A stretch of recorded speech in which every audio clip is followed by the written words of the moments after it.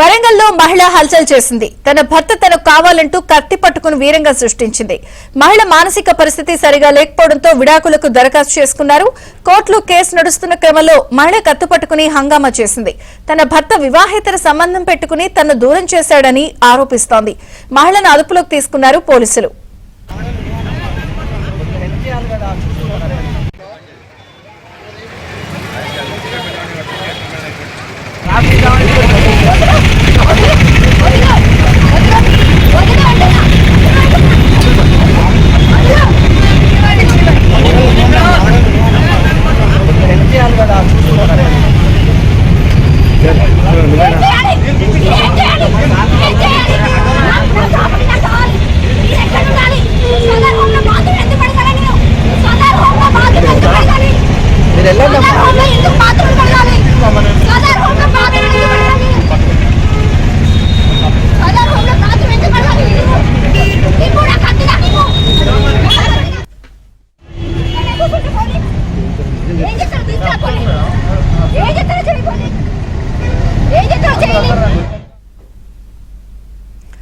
వరంగల్లో ఒక మహిళ హల్చల్ చేసింది. ప్రస్తుతం ఆ మహిళను పోలీసులు అదుపులోకి కూడా తీసుకున్నారు. కత్తి పట్టుకుని హల్చల్ చేసింది.